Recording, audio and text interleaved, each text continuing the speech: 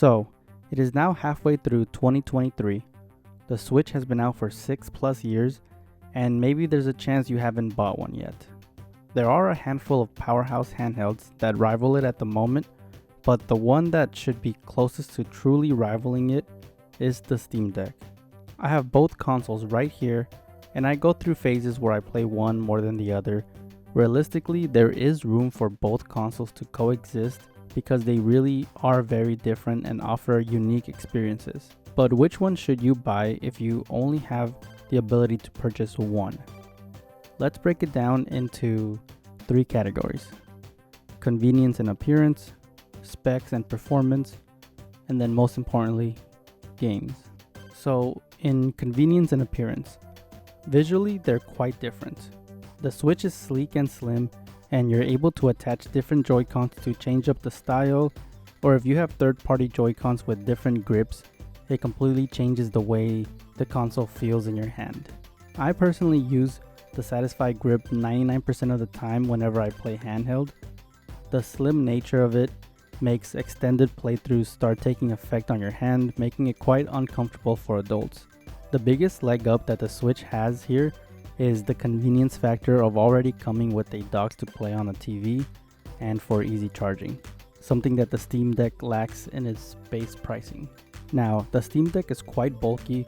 It's definitely heavier by almost twice the weight, so long gaming sessions definitely take a toll on you. But for adults, the added mass definitely makes it feel a bit more comfortable when you grip it. But one of the physical traits I find weird are the button layouts. It feels weird to me how jammed up top the layout is, but it's surprisingly not uncomfortable. It's just kind of weird. Like I mentioned before, the Steam Deck doesn't come with a dock. It is a separate accessory you must purchase, and while I don't have the dock, I've seen many reviews on it and it seems to work well, but aesthetically it's definitely nothing to brag about compared to the Switch's dock.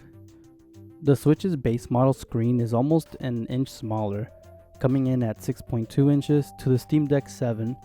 The OLED Switch though comes in at matches the Steam Deck with a 7-inch screen. The price range for Switches vary. The base Switch is $300, the OLED is $350, and if you are only going to play it handheld and are opting for a weaker device, the Switch Lite starts at $200. The Steam Deck has varying prices depending on the gigabyte option. The lowest model with 64 gigabytes starts at $399, but the storage definitely wasn't enough for me and I got a 512 gigabyte SD card for like $40 or $50 on Amazon. Which segues me into specs. I will have the specific specs here on the screen, but if you don't understand what you're seeing, trust me, it's fine. Most of the time I don't understand it either. The gist of what this means is the Steam Deck is hands down the more powerful device. There is no debate there. It's a beast compared to the Switch, and in a second I will talk about the games and just how much of a difference these specs make on games that it can play. The screen's native resolution on the Steam Deck is also slightly higher at 1280 by 800p compared to the Switch's 1280p by 720. Like I mentioned before, for the Steam Deck you will need more memory if you're taking advantage of its game capabilities. The Switch also needs a little bit more memory, but the games are not nearly as bulky or big, so you may not necessarily need more spacing. On the Steam Deck, the games are way bigger in size than the compressed versions you get on the Switch, if you do get them on the Switch. And before I get more into the games, the interface of each system are actually comparable in how good they are. The Steam Deck interface is probably a little more complex, but it never feels clunky or overwhelming. And the Switch interface, if anything, might be a little too simple, but it gets the job done.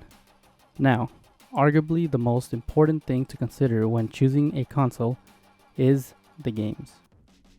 Games are the reason I do this, and while all of the other stuff does help sway decisions, games are the biggest deciding factor.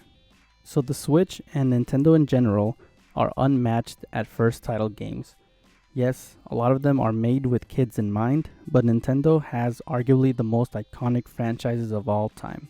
Just to name a few, the Switch has access to games like Super Mario Odyssey, Legend of Zelda, Breath of the Wild, and the new Tears of the Kingdom, which are both arguably in the top 10 games of all time.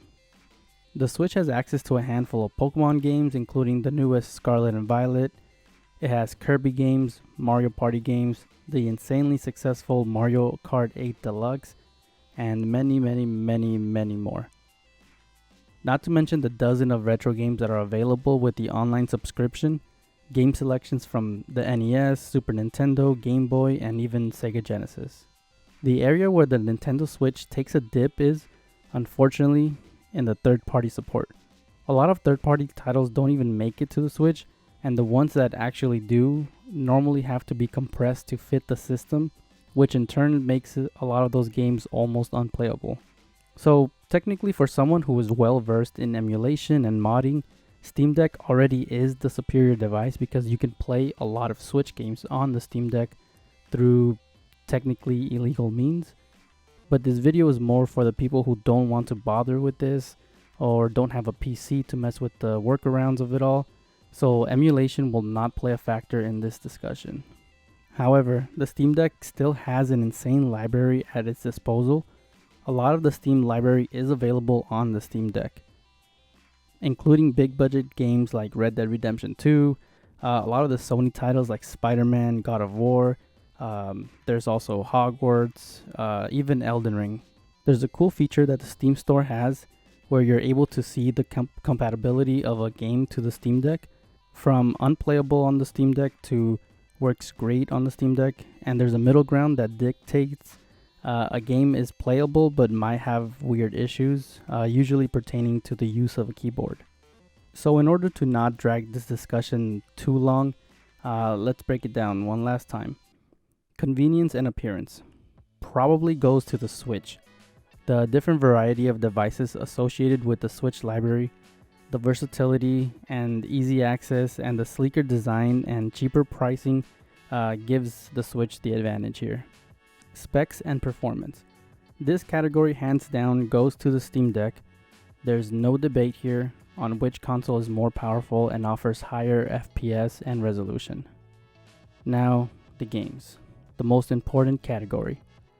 Here's where I'm torn on choosing one over the other, and ultimately it comes down to personal preference. Nintendo's amazing IPs make it a staple in gaming, and its innovations are second to none. Steam Deck, though, has access to the Steam Store and can access Xbox's Game Pass with ease, and that alone makes gaming more essentially free, kind of, and it has access to more indie games, online games that are actually playable, and a lot of the Sony first-party titles like Spider-Man, God of War, Horizon. I genuinely love both, and I want to say that there's not one better than the other, as they offer different games and it comes down to your personal preference. But I don't want to give a cop-out answer, so I'll say that the console that is likely to give you a better overall experience is going to be the Nintendo Switch. And coming into this video, I was actually thinking I was going to lean more towards the Steam Deck, but without emulation in play, I think the Nintendo Switch is the handheld that's best bang for your buck. And once again, I do acknowledge that there's many other comparable handhelds out there like the Rogue Ally and such, but I truly believe that these two are the way to go. And when you break it down, the Nintendo Switch is probably superior. So as always, thank you for watching, and I'll see you next time.